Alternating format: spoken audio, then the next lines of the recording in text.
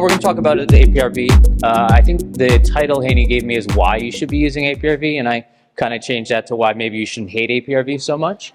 And we're going to be doing a workshop a little later today when we get to like the nuts and bolts of how to do APRV. And so this is just more talking about why you should consider it and where the magic in APRV lies.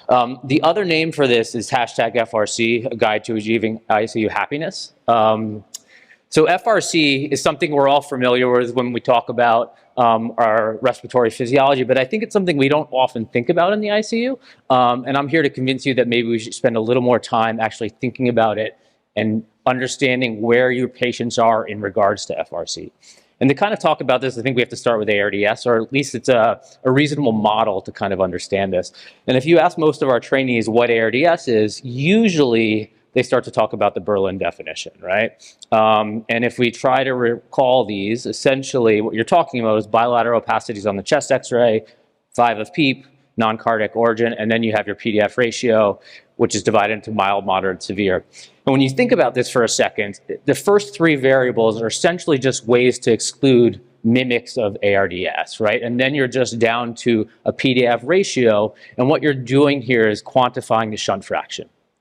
The more oxygen you need to maintain an O2 sat or a PaO2, the smaller the lung is, the more lung that's de-recruited and not participating in ventilation, right? And there's a lot of debate on whether this is a good definition of ARDS or not. And overall, it's moderate, at least diagnosing the disease, but that's not the problem. I think any definition you have, the problem becomes, the definition becomes the disease, right? And so we think about ARDS as this disease rather than this, right? What the Berlin criteria is trying to tell you is you've got a big, wet, heavy lung that's not participating in ventilation. And the more lung that's wet and heavy and de-recruited, the worse the ARDS is, right? And when you start thinking about it as a definition rather than a disease, you kind of exist in this dichotomy. Either your lungs are great and happy and there's no problems, or I'm in ARDS. But in reality, your lungs are somewhere at FRC, right? Like we all are now, just hanging out comfortably. And then you exist at some amount of de-recruitment, and at some point you reach ARDS. And the problem is, by the time you've reached ARDS, it's far too late. And so in reality, no one should be surprised when their patients develop ARDS, right? This is something you should have seen coming if you are aware of FRC and where your patient is in relation to that. So why APRV is beneficial in this? APRV is essentially a mode of ventilation that uses a high pressure to get patients back to FRC. Most of the disease states, excluding maybe asthma, which you just talked about, are diseases where your lung has gotten wet and heavy and you're below FRC, and that's where your respiratory distress comes from.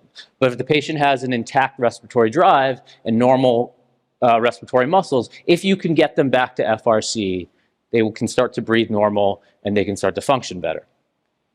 And so, I think the easiest way to think about APRV is CPAP, right? It's a pressure level meant to reinflate the lung, put you at FRC, and allow the patient to breathe on their own. The problem with this is a concept, because if this worked perfectly, I would never need APRV. I could just put everyone on CPAP. I could just turn my PEEP dial up and down until I found the right PEEP to put the person at FRC, and then just let them breathe. Anyone who's worked in the ICU with ventilated patients know that doesn't work for the most part, right? And the reason is because the lung is what's called viscoelastic, meaning it changes over time. It doesn't just change instantly. And so when you put someone on a pressure that you're hoping to bring them back to FRC, it takes time for them to recruit. And in that moment, they're so far below it, it's hard for them to breathe, and so you have to help them, right? And that's what APRV is, right? It's this dropout or this release in the pressure, and in those moments, you breathe off CO2. So we're going to talk about how you do that a little later in the workshop, but what I want to convince you now is you want your patients at FRC because everything gets easier when you're there, right? Dead space. We talked a little bit about dead space in the previous lecture, but dead space is vital, right? As the lung de-recruits and gets smaller and smaller, the dead space goes up and up. You've all seen this. Anyone who's treated a patient with ARDS sees that their minute ventilation requirements are through the roof. They have minute ventilations of 14 or so, and with that, their PCO2s are actually incredibly high, right? As you get the lung back to FRC, the dead space goes down. You've also probably managed people that are completely desynchronous on the ventilator, right? Part of that is this dead space. We go completely insane if our CO2s go above normal. It drives us crazy, right? It gives us tons of air hunger.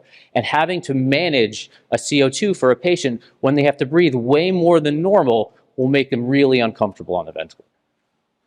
With that, when you're below FRC, the work of actual breathing, moving your lungs, becomes incredibly hard, right? And so if you have a wet, heavy lung and you have to move it more often than normal because you have a bunch of dead space, breathing just becomes really hard. As you get back to FRC, you've reestablished normal lung mechanics and the work of breathing comes so much easier. So there's a lot of what I would say myths about the hemodynamics on APRV, meaning you see a lot of hemodynamic instability. And for the most part, if you look at the randomized control trials on this, the patients randomized to APRV had less pressors, less inotrope requirements, less hypotension than the ones that not. Again, because the heart functions better at FRC.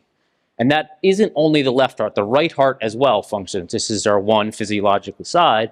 But when you're at FRC, your pulmonary vascular resistance is at its lowest. So again, people with RV dysfunction do much better when you get them back to FRC, right? This is part of the shock you see in ARDS. When the lung is way below FRC, you have a lot more pulmonary vascular resistance. The right heart isn't too happy. Fixing FRC will fix this as well. Sedation.